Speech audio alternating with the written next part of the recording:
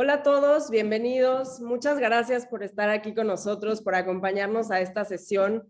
Mi nombre es Daniela Zamudio, soy del equipo de marketing de Turnitin y en nombre de todos les doy la más cordial bienvenida a esta sesión. Para quien no esté familiarizado con qué es Turnitin, somos una herramienta de tecnología que apoya a los estudiantes, a los docentes y a todo el personal académico a poder detectar la similitud y fomentar el trabajo original. Y en ese tono me complace muchísimo presentarles al panelista del día de hoy, el doctor Gonzalo Pizarro, que es doctor en Ingeniería Civil y Ambiental de University of Wisconsin-Madison. También es ingeniero civil de la Universidad Católica de Chile y en la cual es profesor del Departamento de Ingeniería Hidráulica y Ambiental. Dentro de los cargos de administración universitaria, el doctor Pizarro se desempeñó como director de docencia de la Escuela de Ingeniería en 2004 y 2006 y actualmente es director académico de docencia en la Vicerrectoría Académica. Entre sus proyectos ha impulsado cambios en la formación general de la universidad, la integridad académica y la implementación del Código de Honor. Y además es miembro del directorio del ICAI, que es parte de un esfuerzo colaborativo con universidades de México y Latinoamérica que buscan promover una cultura de integridad. Y por eso es la persona perfecta para dar esta charla con ustedes, junto con, no menos importante, Catalina Londoño, de nuestro equipo de servicios profesionales y educativos de Turnitin, que en conjunto nos van a dar un poco esta apertura a la ventana de integridad académica desde diferentes puntos de vista. Y bueno, pues bienvenidos a todos. Les recuerdo que pueden dejarnos las preguntas en el chat y haremos nuestro mejor esfuerzo por contestarlas al final de la sesión. Cata, Gonzalo, muchas gracias por estar aquí. Gonzalo, bienvenido y adelante. Muchas gracias, Daniela. Voy a hacer lo típico, que es compartir la pantalla y esperando que resulte. Bueno, primero que nada, muchísimas gracias por la invitación. Un agrado estar acá y poder compartir nuestra experiencia desde la Pontificia Universidad Católica de Chile. El título que pusimos fue Integridad Académica en la Educación a Distancia, entendiendo que obviamente hemos tenido un año o dos ya bastante especiales y que evidentemente nos han hecho pensar bastante más sobre la integridad académica de lo que tal vez habíamos hecho antes, y eventualmente nos va a hacer generar un cambio importante, cosa que sin duda espero que suceda. Entonces, quisiera partir con la pregunta de por qué es importante la integridad académica. Yo creo que todos los que están acá probablemente también se han hecho esta pregunta y podríamos comentar sobre estos temas. Ustedes saben, y yo creo que es un tema que está dando vueltas hace tiempo, ¿no es cierto?, que nosotros creemos obviamente que la educación es clave para solucionar los problemas del mundo, y en realidad por eso estamos en instituciones de educación, por eso nosotros hacemos un esfuerzo como profesores, ¿no es cierto?, por enseñar las cosas de las cuales nosotros somos expertos, porque esperamos que los estudiantes que pasan por nuestras clases aprendan y puedan después o posteriormente hacer un aporte a la sociedad. Entonces, cuando tenemos problemas de la integridad académica, lo que uno ve es que esa credibilidad en la educación superior se debilita, porque finalmente la gente del mundo exterior, ¿no es cierto?, a la universidad, se va a preguntar, bueno, si estas personas no hicieron lo que tenían que hacer durante la universidad, ¿cómo van a solucionar estos problemas?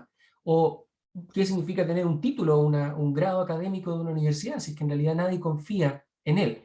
Y por último, ¿quién está calificado para hacer el trabajo que yo ando buscando?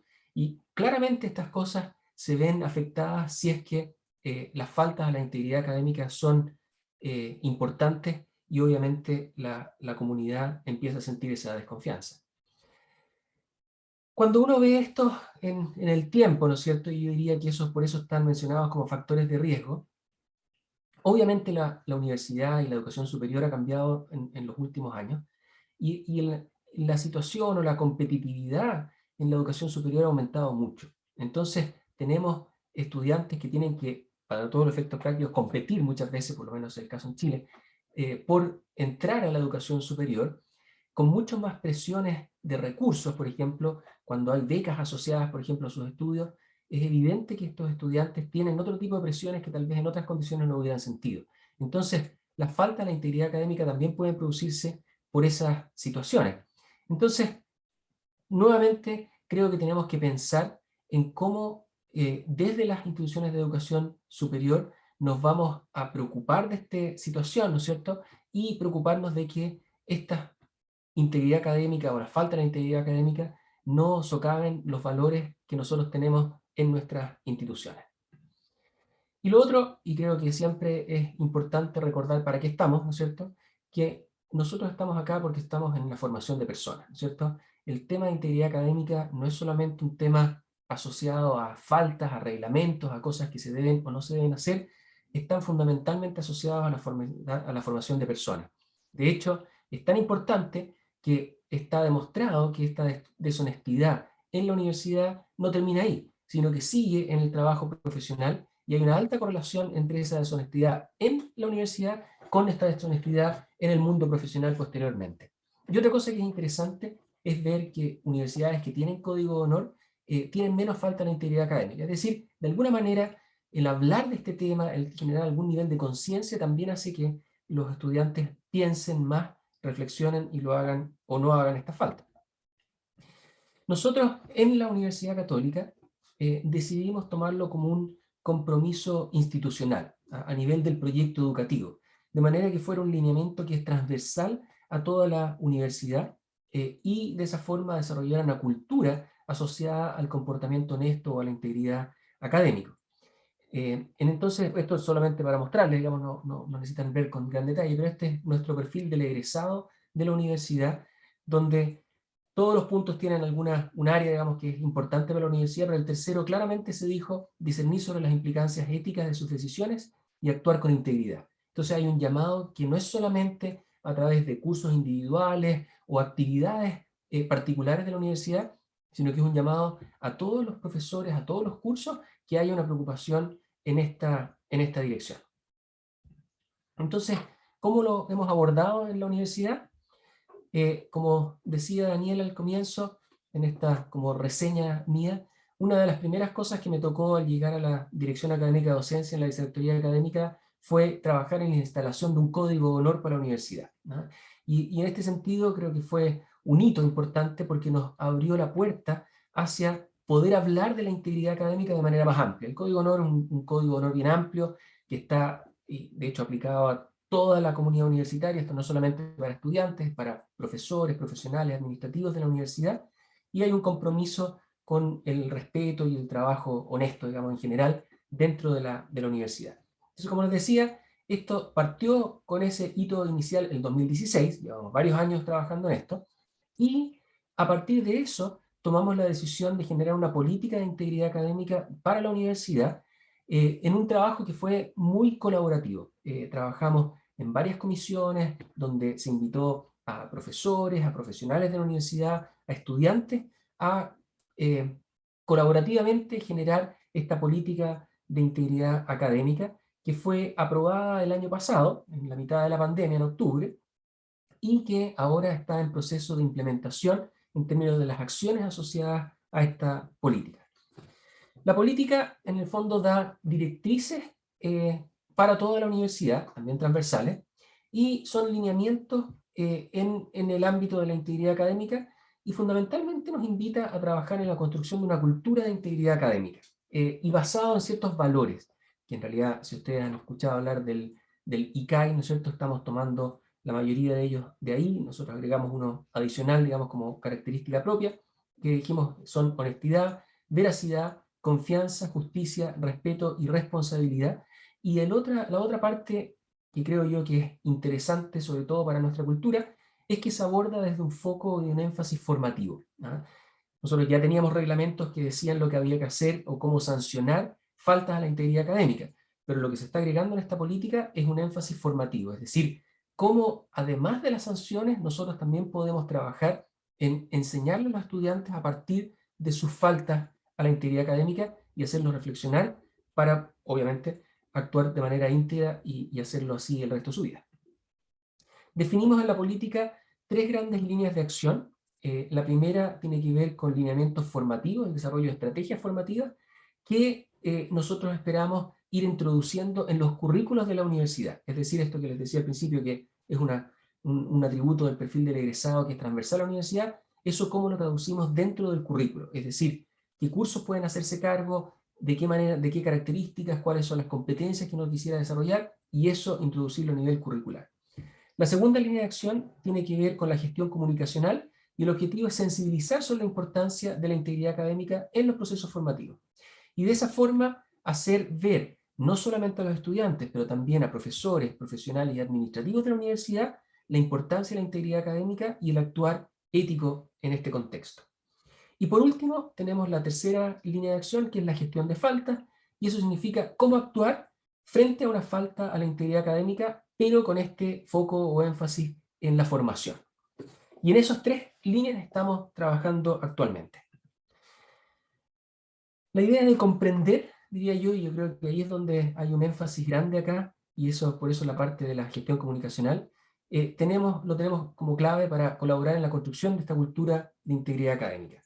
Y en ese sentido, la formación también de los académicos es muy importante, porque si los académicos también entienden cuáles son los factores que inciden en la falta de la integridad académica, ellos pueden tomar medidas dentro de sus cursos para prevenir que esto ocurra. O sea, aquí, y probablemente también muchos ya lo han conocido, lo conocen, ¿no es cierto? Hay varias motivaciones que inciden en la falta de la integridad académica. Muchas de ellas tienen que ver con esta aceptación social, cuando esto es demasiado común y si todo el resto lo hace, ¿por qué yo no? ¿No es cierto? La sensación de estudiantes que no son capaces de hacerlo, y eso también tiene que ver con cómo los profesores los motivan o les demuestran que ellos sí son capaces de lograr los trabajos, las cosas que se les proponen. Muchas veces la alta carga académica, en vez de hacer que el curso sea mejor, termina haciendo que los estudiantes tengan incentivos para faltar a la integridad académica, cuando no conocen las normas, y ahí tiene que ver con cómo nosotros explicamos las cosas que sí constituyen una falta de integridad académica, cuando los alumnos se sienten que son tratados de manera injusta o no entienden el sentido de los trabajos, las tareas que se les ponen, esta sensación de invulnerabilidad, ¿no es cierto?, que básicamente es creer que ellos pueden hacerlo y nadie los encuentra. Y la última, que creo que es muy importante, es la sobrevaloración de la calificación. Y yo creo que ahí también los profesores tienen un tremendo aporte que hacer, en el sentido de explicar que lo que uno como profesor está interesado es que ellos aprendan, y no solamente cuál es el resultado final traducido en una calificación. Obviamente el tema es complejo, y está asociado a muchas cosas, como estas sensaciones de decepción o enojo, o la misma desmotivación que pueden tener no solamente los estudiantes, también los profesores. De hecho, el mismo desmotivación de un profesor también se transmite a los estudiantes.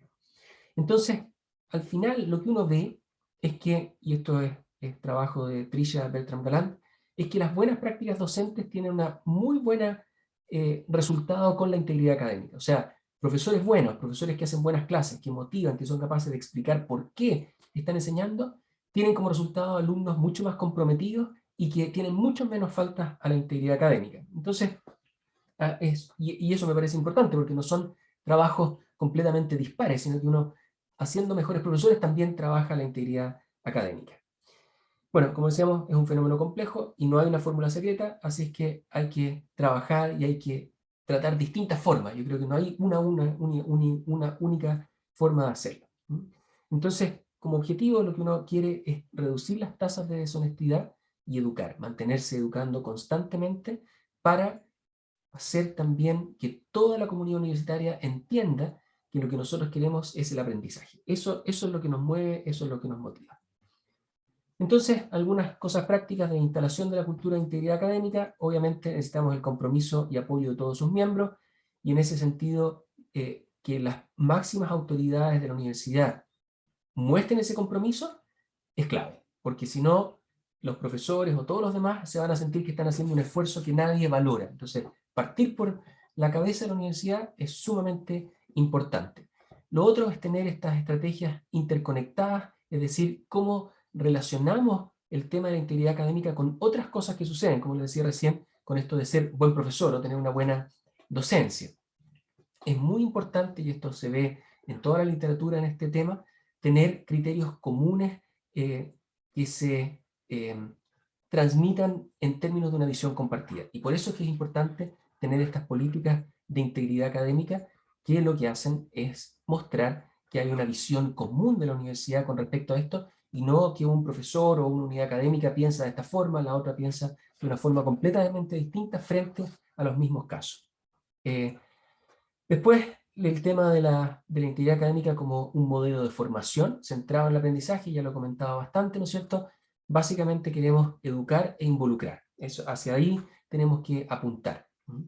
El hecho también de comprender estos conceptos que pueden ser enseñados es también importante. Esto no es una cosa que no puede cambiarse. Nosotros tenemos estudiantes que están en proceso de formación y por lo tanto podemos enseñarles, ¿no es cierto?, sobre la integridad académica, qué significa las faltas, ¿no es cierto?, cuáles son las consecuencias de ellas, no solamente en términos de sanciones, sino también en su vida profesional, y por lo tanto hacerlos responsables de su aprendizaje. Y por último, yo creo que también es importante mencionar que para una educación efectiva en integridad académica hay que internalizar estos valores, ¿no es cierto?, y adquirir habilidades, y que esto sea parte, como les decía antes, de la formación, de manera de ir trabajando esto paulatinamente, pero sin pausa, hasta que nuestros estudiantes, terminado el ciclo en la universidad, lo tengan claro y por lo tanto sean los profesionales que nosotros esperamos que ellos sean. Con respecto a la educación a distancia, ¿no es cierto?, porque todo lo anterior creo que es válido para casi cualquier educación, obviamente esto ha significado un tremendo desafío. Nosotros, por ejemplo, en términos de la universidad, tenemos 63 planes de estudio en el pregrado, más de 30.000 estudiantes vigentes, ¿no es cierto? Siempre hemos trabajado de manera presencial, o sea, esto de cambiarnos a remoto fue un cambio enorme para toda la universidad. Y, por supuesto, estábamos trabajando siempre en muchas cosas cuando la pandemia llegó. De hecho, hubo que hacer un cambio muy rápido hacia esta plataforma Canvas, que estábamos ya empezando a implementarla, digamos, en un plan así de ir sumando un cierto número de facultades, pero de un día para otro hubo que sumar a todas las facultades y explicarle a los profesores cómo usarla y trabajar con Zoom y todo. Bueno, seguro que todos saben perfectamente lo que pasó, digamos, y vivieron situaciones similares. Entonces, el cambio fue muy violento en muy poco tiempo y, por supuesto, empezamos a darnos cuenta de que había muchos recursos, entre comillas, ¿no es cierto?, que favorecían el trabajo deshonesto, diría yo, en las salas de clase, donde había espacios para compartir material, espacios para que te hicieran clases, este tipo de cosas que existían antes de la pandemia, pero también se hicieron más comunes, donde había incluso empresas que hacen las clases por ti. Obviamente,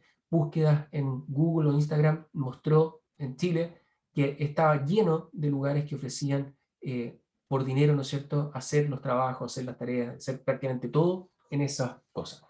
Y como les decía al principio, ya sabemos que estas cosas tienen consecuencias en el futuro. Nosotros en Chile hemos tenido casos de colusión y de corrupciones importantes que han aparecido en noticias, digamos, en Chile, donde al final nos hemos dado cuenta de que toda esta gente está haciendo este tipo de cosas y lo más probable es que hayan tenido problemas en la universidad inicialmente. O sea, ellos partieron por ahí, digamos. Y esto se refleja en estas actitudes posteriores. Entonces, queremos un país mejor, creo que necesitamos profesionales mejor entrenados, mucho más críticos, ¿no es cierto?, y con un entendimiento de qué es lo que corresponde, cuál es la ayuda verdadera o útil, y cuál es una ayuda que es completamente indebida dentro del proceso de formación. Entonces eso nos llevó al desafío de cómo usar recursos tecnológicos a nuestro favor para fortalecer la integridad académica.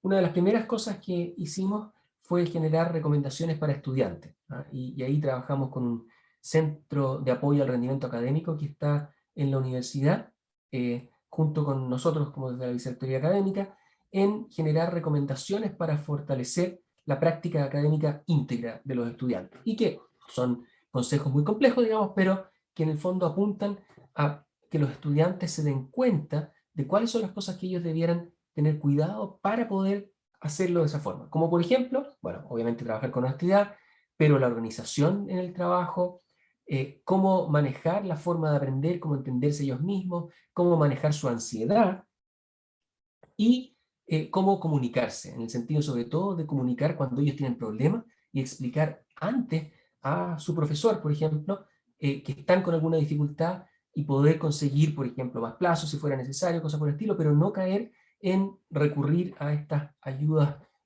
no honestas, ¿no es cierto?, para resolver sus problemas académicos.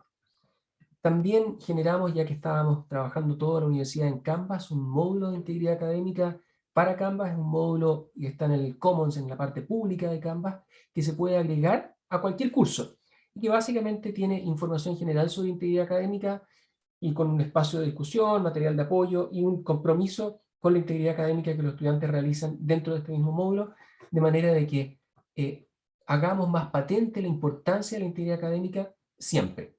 Si cada curso tiene este módulo incluido, es evidente que tenemos un mensaje bien claro que se está dando a la comunidad. También trabajamos durante el año pasado en este curso de integridad académica en la UC para los alumnos nuevos, novatos y novatas, le llamamos novatos a nuestros alumnos de primer año.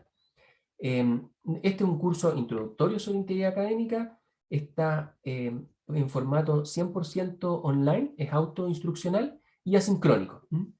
Es un curso bastante breve, no debiera tener más de 4 horas de dedicación, pero lo que hace es dar una introducción que es común para todos los estudiantes de la universidad en términos de lo que es la integridad académica, cómo prevenir las faltas, ¿no es cierto? Y dar como un piso común a toda la comunidad. También trabajamos en generar cápsulas y recomendaciones para los profesores también. Entonces, hay una cápsula que está en un canal de YouTube de integridad académica que generamos para la universidad, que en el fondo explica a los profesores cómo promover la integridad académica. Recientemente terminamos algunos videos de buenas prácticas docentes, donde profesores y profesoras de la universidad cuentan su experiencia en términos de cómo trabajar la integridad académica desde sus cursos, y esto lo comparten con la comunidad en cápsulas pequeñas, ¿no es cierto?, que también están disponibles en este canal de YouTube de la universidad. También, y a través o en colaboración con el Centro de Desarrollo Docente, que es nuestro centro que trabaja directamente con profesores en mejorar sus estrategias docentes, hicimos recursos para los profesores. Los links están ahí si es que ustedes quisieran verlos, pero básicamente tiene consejos en términos de, bueno, de qué es la integridad académica, la importancia, ¿no es cierto?, y cómo promoverla, y cómo trabajar desde varias partes, incluido el uso de Turnitin dentro de sus cursos, ¿no? Y hay varias recomendaciones asociadas a esto. También trabajamos, y en realidad son unos socios muy importantes para nosotros, la biblioteca. La biblioteca ya tenía varios módulos relacionados con el uso ético de la información, en términos de plagio, propiedad intelectual y cosas de ese tipo. También ellos realizan talleres abiertos para estudiantes, y lo que hemos hecho es darle también más visibilidad a la biblioteca para que los recursos que ellos tienen sean usados por más estudiantes o profesores que necesiten esa ayuda. También, y esto está en desarrollo, el trabajo en redes sociales. No, en realidad esto estamos bastante listos. La campaña promocional es la que está en desarrollo. Tenemos una página web de integridad académica para la universidad, donde están todos los recursos que hemos ido desarrollando y los que tenemos disponibles, el canal de YouTube que ya les había comentado, y estamos trabajando en estrategias de promoción y difusión de la integridad académica a través de campañas, digamos, que están relacionadas con la sensibilización. Y también desde este año, para toda la universidad, es decir, a los 30.000 estudiantes, tenemos licencias de Turnitin que están acopladas a nuestra LMS Canvas, de manera que todos los cursos que generan o requieren trabajos escritos puedan tener este Turnitin disponible para promover la escritura creativa de los estudiantes, ¿no es cierto?, y como una herramienta para fomentar el aprendizaje y no la vigilancia, que en realidad, como les decía, en este enfoque formativo, lo que nosotros queremos es que nuestros estudiantes aprendan y no ver cómo encontrarles sus faltas para castigarlos. Entonces, yo quisiera terminar con esta conclusión: educar, no vigilar. Yo creo que ese es el tono y el énfasis que estamos poniendo en la integridad académica y en esta política de integridad académica en la universidad. Yo creo que tenemos que reconocer nuestra responsabilidad como instituciones de educación superior en la formación de los que van a tomar las decisiones en el futuro. Creo que el tema de la integridad académica no es un tema de los estudiantes solamente, es un tema de toda la comunidad universitaria por esta responsabilidad que nosotros tenemos con los egresados que estamos entregándole a nuestros respectivos países. ¿Ah? Entonces, ahí la idea de poner el foco en el valor del aprendizaje y cómo enriquece a nuestros estudiantes creo que es clave, y ahí está la idea, ¿no es cierto?, de enseñar, acompañar, facilitar el aprendizaje, ayudar a estos jóvenes a alcanzar a su potencial y por lo tanto hacer una contribución a la sociedad. A la larga, a eso estamos apuntando. Y lo otro, que también creo firmemente, es que la verdad la mayoría de los estudiantes quieren aprender y están en eso. Y yo creo que tenemos que dar la oportunidad a esos estudiantes para que eso ocurra, y por lo tanto el trabajar en la integridad académica, trabajarla de una manera positiva, creo que es un refuerzo hacia los que quieren aprender y están trabajando honestamente versus los que quieren o todavía insisten en trabajar de manera deshonesta. Pero estoy consciente y creo firmemente que en este enfoque formativo vamos a tener mejores resultados que con el enfoque punitivo que hemos usado hasta hace poco. Eso quería comentarles y compartir, así que disponible, por supuesto, para las preguntas después. Muchas gracias. Muchísimas gracias, Gonzalo. Qué grandes aportaciones. Siempre interesante escuchar cómo ha evolucionado esta política a lo largo de los meses y sobre todo en un momento tan difícil como fue la pandemia. Muchísimas gracias por esto. Y ahora quisiera darle paso a la doctora Catarina Londoño, que les mencionaba que es nuestra líder de servicios profesionales y educativos para Trinity en América Latina, para que nos pueda compartir un poco más ahora del otro lado de la herramienta. Cata, bienvenida y muchas gracias. Bueno, muy bien, muchísimas gracias, Daniela, bueno, y al CAEI por la invitación. Y bueno, para mí un honor y un privilegio compartir aquí el stand, será con Gonzalo. Siempre un gusto para nosotros hacerlo. Muy bien.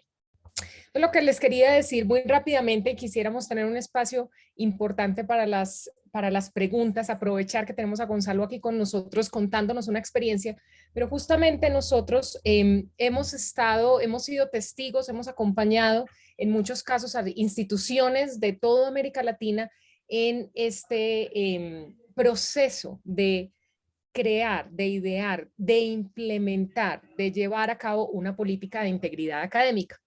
Y les quiero contar dos cositas que, digamos que tratando de resumir, qué es lo que nos han enseñado a nosotros como compañía en las instituciones. Entonces les quiero hablar de dos cositas particulares y se van a dar cuenta que tengo muchos puntos coincidentes justamente con lo que nos estaban contando hace un segundo.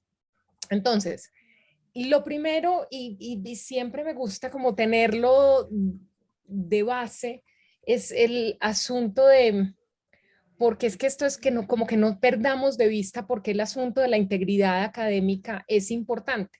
Y hay un montón de razones. A mí me parece muy importante de entrada pensar en que nosotros en las universidades, en las instituciones educativas, estamos formando ciudadanos.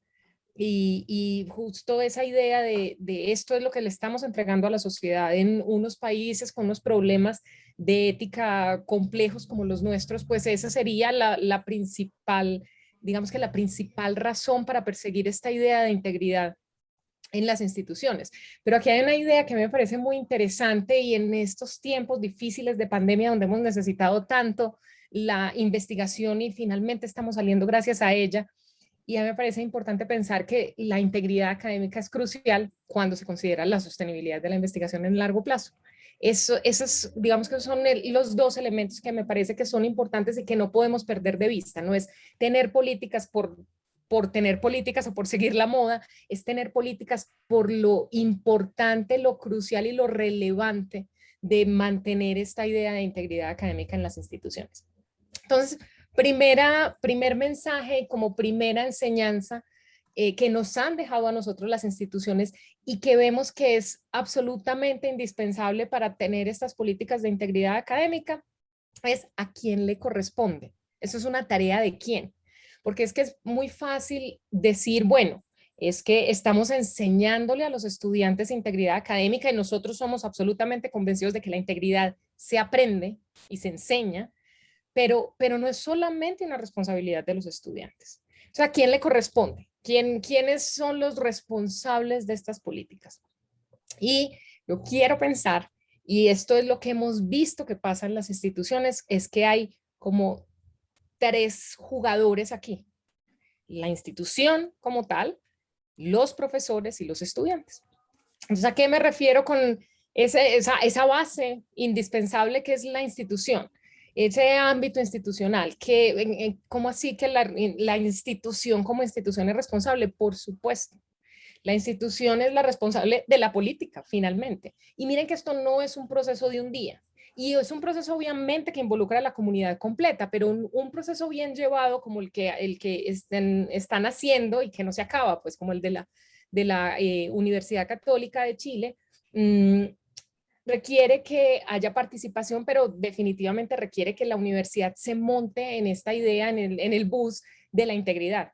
Entonces, que haya políticas de integridad académica que estén contemplados dentro del reglamento estudiantil los aspectos que tienen que ver con integridad académica, que es dentro de los valores institucionales, puede que no sea la integridad propiamente, o puede que no sean todos los valores que están asociados a la integridad que ya les mencionó Gonzalo, pero sí hay algo, obviamente vamos a tener unos puntos de encuentro en la declaración de valores, en la declaración de misión y de visión de las universidades. Es importante que se ponga sobre la mesa, y esto es una responsabilidad institucional, las implicaciones sociales, éticas y académicas de una actuación responsable, ética y con integridad. Y es importante, indiscutiblemente, tener también protocolos de actuación. Pues quisiéramos que no hubiera casos de violación a estos comportamientos deseables, pero los hay. Y la universidad, la institución, tiene que tener unos protocolos de actuación. No queremos que pase, pero si pasa, ¿qué hacemos? ¿Quiénes son los responsables? ¿Cómo vamos a actuar? ¿Qué es lo que va a pasar? Y eso probablemente esté contemplado dentro de esas políticas de integridad o dentro de ese reglamento estudiantil. Y no solamente qué pasa si un estudiante incumple, si un estudiante plagia, si un estudiante copia, también si un investigador lo hace, si un profesor lo hace. Entonces hay que tener también esos protocolos de actuación. Entonces ahí estamos hablando de esa responsabilidad tan importante de la institución. Ahora, hay otra responsabilidad muy importante y es la responsabilidad del profesor. Ese es el otro jugador indispensable dentro de este proceso. Entonces, ¿cuáles son las responsabilidades del profesor? Pues de entrada, enseñar con el ejemplo, y volvemos al asunto de la integridad. Se puede enseñar y se puede aprender. Entonces hay que enseñar con el ejemplo y hay que hacerle retroalimentación permanente al estudiante, acompañamiento, seguimiento. Se equivocó, bueno, entonces ¿cómo se pudo haber hecho mejor? ¿Qué tenemos que hacer la próxima vez? Tener muy claro, bueno, ¿qué significa en mi clase? ¿Qué significa en mi clase integridad académica? ¿Cuáles son los comportamientos para estas actividades particulares, estas actividades que estamos haciendo, digamos, virtuales? Bueno, ¿hasta dónde puede llegar la colaboración, por ejemplo, entre estudiantes? ¿Se vale hacer trabajo en grupo para esta actividad o no? ¿Se pueden comunicar o no? Entonces, tener muy claro todo eso, y eso es una responsabilidad del profesor, diseñar actividades que sean motivadoras para los estudiantes. Obviamente es más fácil decirlo que hacerlo, pero pues actividades que sean suficientemente motivadoras para que el estudiante no le provoque o sea difícil cometer estas faltas. Y por supuesto, y esto es pues obviamente, esto es lo obvio, digamos que lo primero que se nos ocurre, bueno, es que para quién es este asunto y quién es el responsable principal, pues el estudiante. El estudiante, eso es lo que estamos haciendo, estamos tratando de formar a los estudiantes para que actúen. Entonces pues las acciones individuales son las de cada uno, ¿no? Y aquí entran entonces los estudiantes actuando con responsabilidad y con respeto y conociendo las normas y manejando adecuadamente el tiempo, etcétera. Entonces eso es como lo primero que quiero, digamos que el primer set o el primer conjunto de aprendizajes que hemos visto que son importantes en estos procesos de implementación de políticas de integridad. Y lo segundo,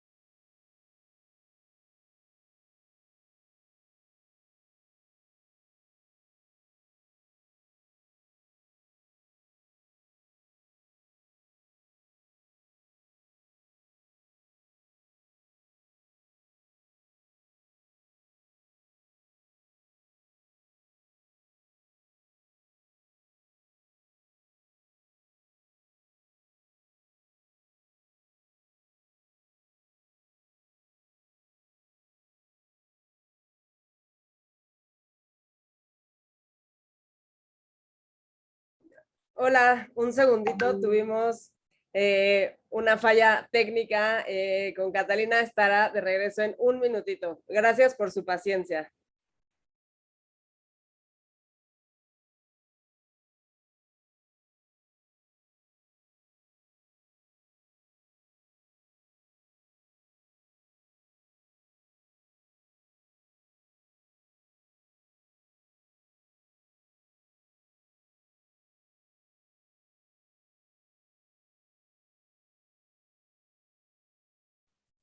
En lo que regresamos con Cata, Gonzalo, si andas por ahí, podemos aprovechar muy bien el tiempo que hay unas preguntas muy interesantes en el chat.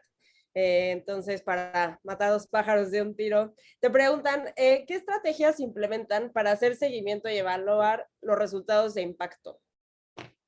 Una pregunta sumamente interesante y difícil.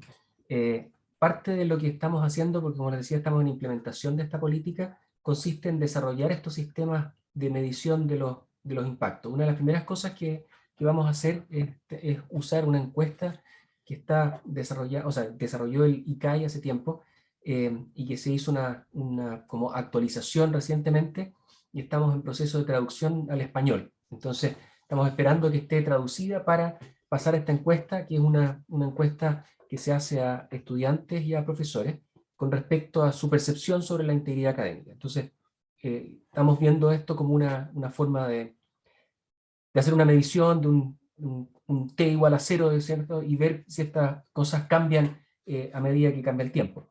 Una de las cosas que muchas veces nos han dicho en instituciones que ya llevan años adelantados es que normalmente cuando se instalan políticas de integridad académica, el número de casos que aparecen aumenta. Y eso no significa que la gente esté más deshonesta, sino que probablemente todo el mundo está un poco más atento y estas cosas pasan. ¿Ah? Entonces tampoco es una cosa tan terrible. Pero básicamente por ahí vamos en eso. Y perdona Daniela, pero está viendo la siguiente Sí, pregunta. la siguiente justo es El muy buena. avance que es bien parecida a la anterior. Y otra de las cosas que no mencioné porque eran demasiados detalles, pero una de las recomendaciones en todas partes que hay con respecto a estos sistemas de gestión de falta de la integridad académica consiste en tener un sistema de registro que sea transversal también a la universidad. Es decir, cuando hay un problema de integridad académica, eso quede reportado y quede registrado la unidad de todo el caso y todo el seguimiento. Creemos que ese sistema de registro nos va a ayudar a hacer una gestión de lo que sucede. Por ejemplo, saber si hay unidades académicas donde hay más faltas a la integridad académica, que puede significar dos cosas: que los estudiantes cometen faltas o que los profesores no reportan, digamos, hay pocas en el otro lado. Pero también cuando uno ve el tipo de faltas, uno puede, por ejemplo, adoptar medidas o tener campañas que expliquen mejor ese tipo de falta versus otras. Tal vez hay algunas que son más prevalentes y uno puede enfocarse en esas, no sé, y trabajar con ellas. Ese es inicialmente en la línea en que estamos trabajando en términos de ver el resultado. Y creo que no es tan fácil medir los resultados porque todas estas cosas siempre dependen mucho de que los profesores lo avisen. O sea, es un cambio cultural y todo el mundo dice esto hay que prepararse para 5 años antes de empezar a tener la sensación de que ha habido cambios más importantes. Gracias, Gonzalo. Cata, creo que ya regresó por ahí. Por acá estoy, claramente peleando con mi internet, pero pues bueno, los gajes del oficio del trabajo en casa, qué pena con ustedes. Pero bueno, es lo que pasa, ¿no? No pasa nada. Y justo me gustaría dejar la última pregunta a Gonzalo, porque tiene mucho que ver con lo que va a dar Cata en un momento, de cómo incluir esta política en los diseños curriculares y programas educativos. Y creo que sería una gran pregunta para poder cerrar desde tu perspectiva como institución y desde la perspectiva un poco más de herramienta que facilita este tipo de inclusiones. Claro. A ver, la primera medida que nosotros tomamos fue, como también decía Daniel al principio, acabamos de hacer un cambio a la formación general. Y dentro de la formación general incluimos habilidades superiores, pensamiento crítico, trabajo colaborativo, y uno de ellos está en el discernimiento ético, que lo estamos viendo como integridad académica, como habilidad superior transversal. Entonces, una exigencia que le estamos haciendo a los cursos para la formación general es que desarrollen 2 de las 6 habilidades. Entonces, tenemos varios cursos que en este momento tienen como una habilidad explícitamente dicha el desarrollo de la integridad académica. Entonces, esa es una primera forma. Y lo que queremos hacer, y eso es a medida que hagamos rediseños curriculares, es que efectivamente esta habilidad del discernimiento ético sea incluido en más cursos a lo largo del currículo, y que de alguna forma, cuando uno hace estas matrices de tributación en el desarrollo curricular, uno pueda efectivamente identificar cuáles son las actividades, cuáles son los cursos dentro de un currículo que apuntan en la dirección del entendimiento o comprensión de este discernimiento ético, que obviamente puede ir variando dentro del currículo. Inicialmente probablemente esté mucho más relacionado a la ética como en teoría, que nosotros tenemos un curso de filosofía común a todos los estudiantes, producto de la formación general, puede avanzar hacia aspectos de integridad académica y probablemente hacia el final de la carrera se vaya transformando en ética profesional, digamos, es un poco como lo estamos visualizando, pero es algo que vamos a ir trabajando a medida que hagamos cambios curriculares con las carreras y se vaya incluyendo. Excelente, muchísimas gracias. Vamos a probar una vez más si Cata está por ahí, porque creo que está peleando con la cámara, pero a lo mejor con el audio se oye bien. No, aquí estaba, solo que estaba esperando que Gonzalo terminara su intervención. Esperemos, todos crucen los dedos, que mi internet, que hoy anda un poco travieso, nos permita terminar. Muy bien. Voy a seguir por aquí con la idea que iba. Bien, entonces, mi idea, y vamos a cerrar por aquí las ventanas de Zoom, como para retomar, era, bueno, ¿qué se necesita para esa implementación de la política institucional? Como ya les decía, y como ya se dieron cuenta, no es un trabajo fácil, no es un trabajo rápido tampoco, y es un trabajo constante. Y pensaríamos nosotros entonces que hay tres cosas que se necesitan, que son importantes para lograr esas, digamos que para ponerlas en práctica o para hacerlas operativas, esas políticas de integridad académica. Entonces, la primera y sin duda es la voluntad institucional. La voluntad institucional en el sentido de se necesita crear esa política, se necesitan generar los espacios, se necesita presupuesto. Entonces, esa voluntad institucional es muy importante. Luego, para llevar a cabo todo eso que nos estamos proponiendo desde el punto de vista o desde la idea institucional de implementar esas políticas institucionales o esas políticas de integridad, pues ya el rol del profesor entonces va a ser utilizar unas prácticas pedagógicas adecuadas que estén acorde con esas políticas institucionales que se están creando. Y ahí es donde entramos entonces nosotros en el asunto de las herramientas tecnológicas, herramientas en términos generales, herramientas tecnológicas que van a ser un punto de apoyo y una manera de volver operativos esas políticas y esas prácticas pedagógicas. Y piensen estamos hablando de herramientas tecnológicas, por ejemplo, una herramienta de detección de similitud. Es muy fácil hacer la relación entre integridad académica y digamos que casos de plagio, por ejemplo. Esa es una relación bastante directa. Pero además también, por ejemplo, con prácticas como compra de trabajos, que también nos mencionaba Gonzalo. Pero no solo eso, miren ustedes todas las herramientas que nos mostró Gonzalo también tienen cursos en línea con sus LMS, tienen un canal de YouTube.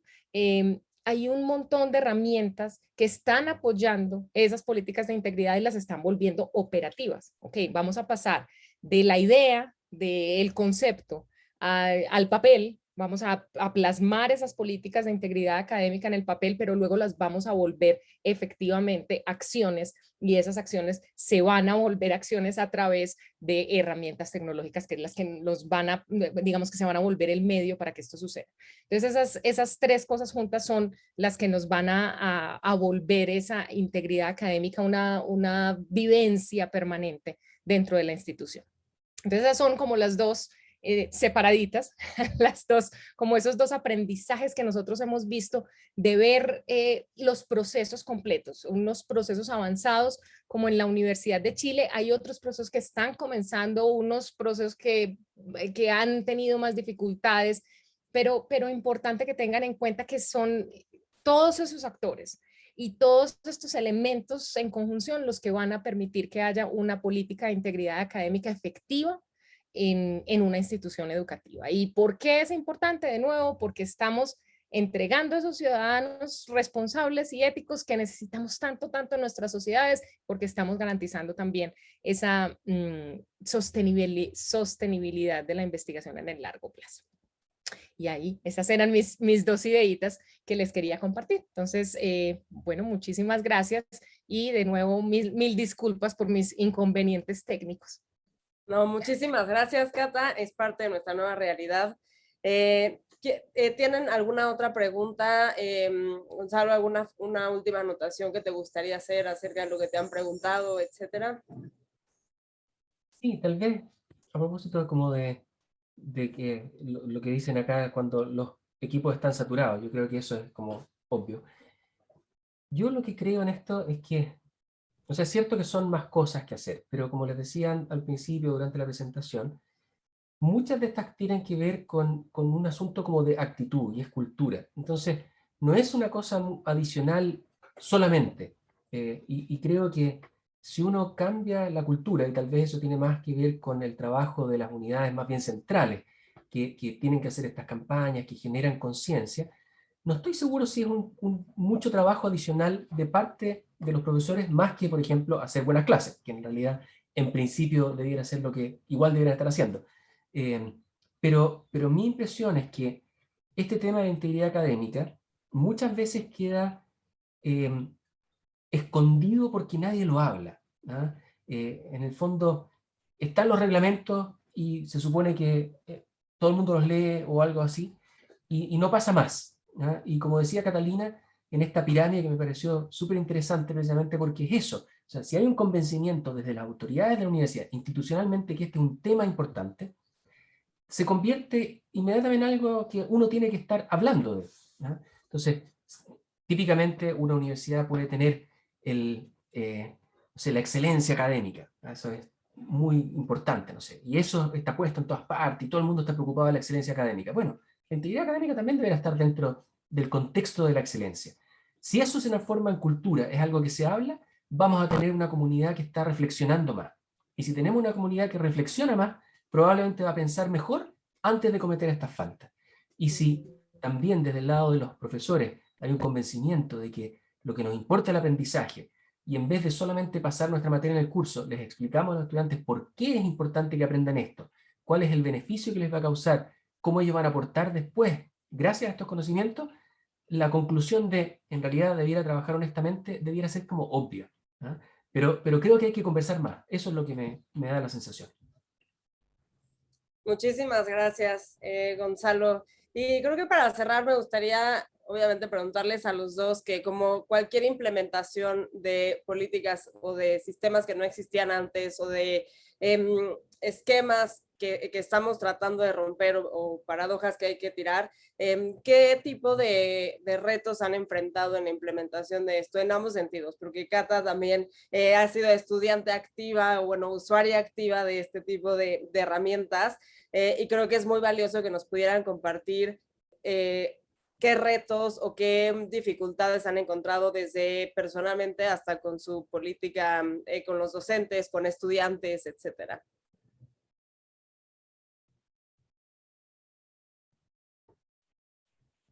Bueno, pues aquí yo obviamente pues me parece muy interesante oír a Gonzalo hablando pues como de sus desafíos particulares.